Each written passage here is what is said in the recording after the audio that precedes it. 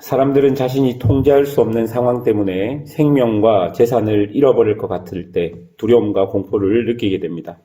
오늘 본문을 보면 갈릴리 바다에서 잔뼈가 굵은 제자들조차도 통제할 수 없는 강풍으로 죽을 위기에 놓이자 엄청난 두려움을 느끼게 되는 장면들이 나옵니다. 오늘 본문의 이야기를 통해서 우리에게 주는 교훈이 무엇인지 한번 살펴보도록 하겠습니다. 본문 35절입니다. 그날 저물 때에 제자들에게 이르시되 우리가 저편으로 건너가자 하시니 라고 기록됩니다. 예수님은 그날 저녁 제자들에게 저편으로 건너가자라고 말씀하십니다. 여러분, 여기서 건너가자라는 이 동사는 어떤 의도를 가지고 가는 것을 의미합니다. 여기서 우리가 알 수 있는 것은 지금 제자들의 의도와 예수님의 의도가 전혀 다르다는 것이죠. 제자들은 예수님의 의도와는 상관없이 많은 무리들과 구분되어서 유명한 랍비 예수님을 통해 자신의 꿈과 소원을 이룰 수 있다 생각하며 그 배를 탔을 것입니다.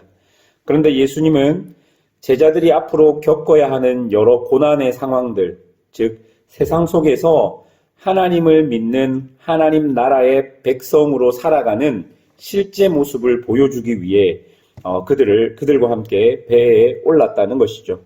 다시 말해서 예수님은 이 제자들을 통해서 어떤 고난이 와도 하나님의 뜻이 그들을 통해 이루어지기를 원하시는 마음으로 제자들을 훈련하기 위해 배를 그들과 함께 타신 것입니다. 이처럼 예수님은 당신이 사랑하는 사람들을 훈련하십니다.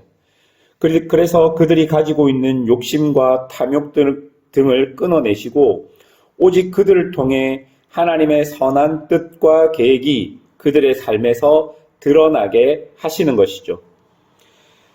하나님은 제자들만 그렇게 훈련하시는 것이 아니라 당신이 부르신 교회와 성도들도 훈련하셔서 반드시 하나님이 원하시는 삶으로 변화시키기를 원하시는 것입니다. 이제 예수님과 제자들은 배를 타고 갈릴리 바다로 나아갑니다. 그런데 어부 출신 제자들도 감당할 수 없는 큰 광풍이 불었습니다.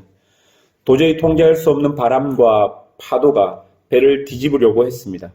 예수님이 가자 하신 길입니다. 그리고 예수님이 함께 배 안에 계신 상황입니다. 그런데도 이런 광풍과 같은 일들이 벌어질 수 있다는 것을 본문은 우리에게 이야기하고 있는 것이죠. 요즘 우리에게 적용해서 말하자면 열심히 기도했고 응답을 받았습니다. 그리고 하나님께서 함께 하고 계신다는 확신도 들었습니다. 그래서 그렇게 선택하고 그 길을 가는데 내가 예상하지 못하고 감당하지 못하는 마치 광풍처럼 나에게 여러 일들이 연이어 터지고 있는 것이죠. 그런데 여기서 더 답답한 것은 38절 초반에 보면 예수님께서 고물에서 베개를 베고 주무시더니 라고 기록한 것처럼 미친 바람이 불고 이 바람과 파도 때문에 다 죽게 되었는데도 예수님은 배에서 잠을 주무시고 계시고 있다는 것입니다. 기도하고 응답받고 확신을 가지고 이건 누가 뭐래도 하나님이 나에게 주신 기회다 생각하고 길을 가는데 기회는커녕 당장 모든 것이 망할 수 있는 상황처럼 일이 전개되고 있는데 내가 새벽 기도도 하고 금식 기도도 하고 철야 기도도 하고 아무리 기도해도 예수님께서는 고물에서 베개를 베고 주무시는 것처럼 아무런 반응이 없다는 것입니다. 여러분, 우리가 신앙생활을 하면서 이런 경험들을 우리는 다 경험했을 것입니다. 지금 제자들이 느끼는 답답함이 우리의 신앙생활 속에서 우리가 경험했던 답답함과 비슷할 것입니다. 이런 답답함은 더 시간이 지나면 두려움이 될 것이고 공포가 될 것입니다. 38절 하반절에 보니 제자들이 깨우며 이르되 선생님이여 우리가 죽게 된 것을 돌보지 아니하시나이까 하니 라고 기록합니다. 절대로 일어나지 않을 것 같은 예수님이 제자들이 원하는 시간이 아닌 예수님 당신이 원하는 시간이 되었을 때, 그러니까 제자들이 아무리 사투를 벌여도 이 강풍을 이길 수 없다 판단하고 제자들의 힘이 다 빠졌을 때 제자들의 경험과 노력이 다 무너지고 도저히 아무것도 할 수 없고 두 손 두 발이 다 들었을 바로 그때에 예수님은 일어나셔서 광풍을 꾸짖고 바다에게 명령하셨습니다. 39절에 보니까 예수께서 깨어 바다를 꾸짖으시고 바다더러 이르시되 잠잠하라 고요하라 하시니 바람이 그치고 아주 잔잔하여 지더라. 39절이 오늘 본문의 핵심입니다. 예수님의 의도와 지금 예수님께서 제자들을 데리고 이 배를 탄 목적이 이 39절에 모두 다 나와 있는 것이죠. 39절을 보면 광풍으로 바람과 바다가 혼돈한 상태, 그런 상태에서 예수님은 말씀으로 그 바람과 파도를 잠잠하고 고요하게 만들어 버리십니다. 즉 질서가 잡혔다는 것이죠. 혼돈과 공허와 흑암이 기품이 있었던 태초의 상황에서 하나님께서 말씀으로 세상의 질서와 조화를 잡으셨던 것처럼 예수님이 혼돈한 광풍을 질서 있게 또한 조화롭게 하신 것입니다. 여러분, 이를 통해 본문의 핵심 구절인 39절이 우리에게 이야기해 주는 것은 예수님이 하나님의 아들이라는 것을 분명하게 말해주고 있는 것이죠. 지금 이 배를 타고 계신 분은 이 바다와 폭풍을 만드신 분이며 말 한마디로 모든 것을 다스리는 하나님의 아들, 메시아라는 것을 분명하게 보여주고 있는 것입니다. 예수님은 제자들에게 자신이 위대한 랍비 중에 한 명이나 유대의 마술사 중에 한 명이 아니라 구약에서부터 약속된 하나님의 아들, 메시아인 것을 이 광풍의 사건을 통해서 보여주고 알려주고 있는 것입니다.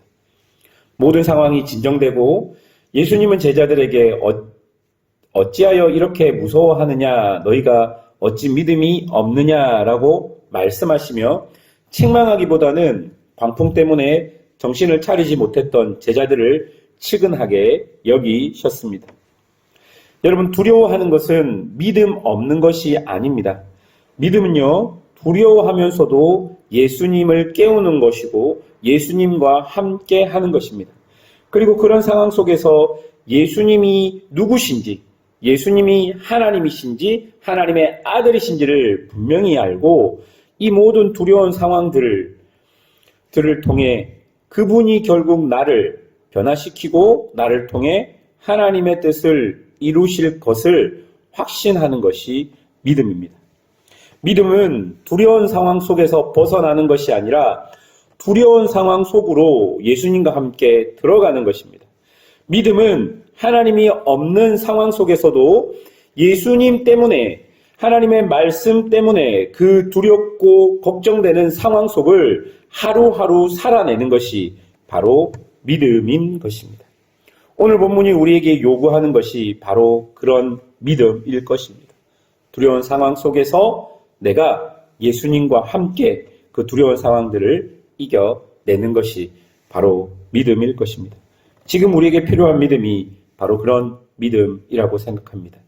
여러분, 그 믿음의 핵심은 예수님이 누구신지를 분명하게 아는 것입니다.